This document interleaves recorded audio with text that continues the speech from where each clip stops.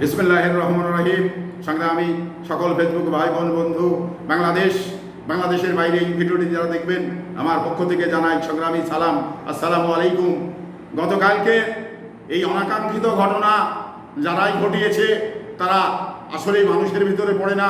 তারা কোন পশুর নাম যে বলবো, আসলে এত পশুর ভিতরেও এত পশু খারাপ আছে আমি খুঁজে পাইনি। কিন্তু মানুষ নামে যে মানুষের ভিতরে এত খারাপ মানুষ আছে, যেটা আমি কালকে গণমাধ্যমে দেখলাম। এবং গণমাধ্যমে দেখলাম যে অতর্কিতভাবে ঢাকা বিশ্ববিদ্যালয়ের হলের ভিতরে ঢুকে যেভাবে সাধারণ শিক্ষার্থীদের বেধড়ক পিটানো হয়েছে, রক্তাক্ত করা হয়েছে, এটি একটি মর্মান্তিক ঘটনা। এই ঘটনা একটি নজিরবিহীন ঘটনা। এই ঘটনা বিশ্বে আর কোনো রাষ্ট্রে এরকম ঘটনা ঘটে কিনা আমার সন্দেহ। তো সংগ্রামী উপস্থিতি, যে বিষয়টি আমি আপনাদের সামনে শেয়ার করছি সে বিষয়টি হলো যে আজকে কয়েকদিন ধরেই যে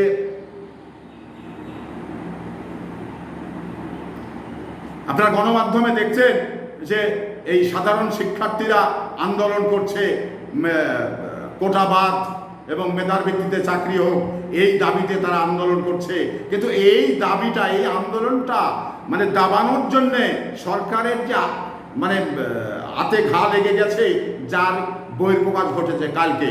কারণ সরকারের যে গায়ে লাগছে এটা কিন্তু কালকে পরিষ্কার হয়েছে, যার কারণে রাতের অন্ধকারে এই ধরনের একটি বাহিনী দিয়ে যেভাবে বেধড়ক পিটিয়েছে।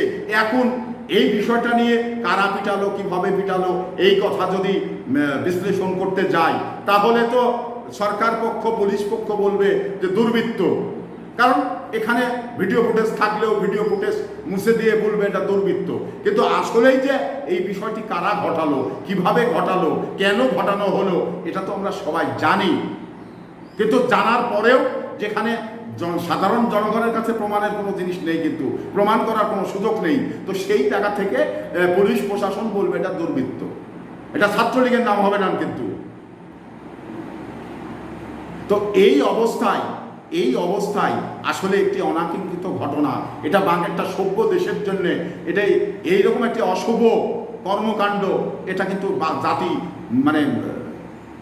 গ্রহণ করে না। কারণ জাতি নিন্দা জানায়, জাতি ক্ষোভ জানায়, যেটা সভ্য দেশে এই ধরনের ঘটনা কেন ঘটছে বারবার। কারণ তারা আন্দোলন করবে তাদের ন্যায্য দাবি আদায় করার জন্যে। এখানে সরকারের কি আছে? সরকার যদি মানে তাহলে মেনে নেবে, না মানলে না মেনে নেবে। কিন্তু আন্দোলন করতে গিয়ে এইভাবে রক্তাক্ত করতে হবে, কেন রক্তাক্ত করতে হবে? তাদের দাবিটি অবৈধ? তাদের দাবি তো অবৈধ না, তাদের দাবি তো হলো বৈধ। বৈধ দাবির ক্ষেত্রে তারা আন্দোলন করতে তাদের দোষ কোথায়? আর তাদের এইভাবে বেধড়ক মারতে হবে, কারণ রক্তাক্ত করতে হবে, এটা তো একটা নজিরবিহীন ঘটনা। ছাত্রলীগের নাকি যথেষ্ট সুনাম রয়েছে। ব্যারিস্টার সুমন একটি বক্তৃতায় বললেন, কেউ নাকি এই এটা কিন্তু সুমন আগেই বলে ফেলেছে যে ছাত্রলীগের ভাবমূর্তি ক্ষুণ্ণ করার জন্যে কোনো গোষ্ঠী এই বিষয়টি মদক যোগাচ্ছে। তাই কখনো হয় যে সারা বাংলাদেশে ছাত্রলীগের সঙ্গে পুলিশ আছে, ছাত্রলীগের সঙ্গে সরকার আছে, ছাত্রলীগের সঙ্গে ইত্যাদি বাহিনীগুলো আছে, আর এই বাহিনীর ভাবমূর্তি ক্ষুণ্ণ করার জন্যে এই অন্য কেউ করে ছাত্রলীগের নাম দিবে? এটা কি কখনো হয়? এই সুমনের বক্তব্যটা আমার কাছে অগ্রহণযোগ্য মনে হয়েছে। সুমন যে বক্তব্য দিয়েছে এটা আমার কাছে জাতি গ্রহণ করে না।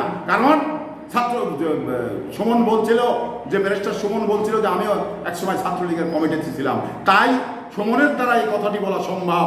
কারণ উনি তো একসময় কমিটিতে ছিলেন, উনি তো ওনার কখনো দোষ স্বীকার করবেন না, বিধায় তো এই ঘটনাটি সুমন বলতে পারছেন। তো সংগ্রামী উপস্থিতি, আমরা কিন্তু সবাই এদেশের জনগণ সবাই জানি কার দ্বারা এই ঘটনা ঘটলো, কারা ঘটনা ঘটালো, এটা কিন্তু আমরা পরিষ্কার। তো সংগ্রামী উপস্থিতি, আপনাদের সুস্বাস্থ্য দীর্ঘজীবন কামনা করেই বিদায় নিচ্ছি।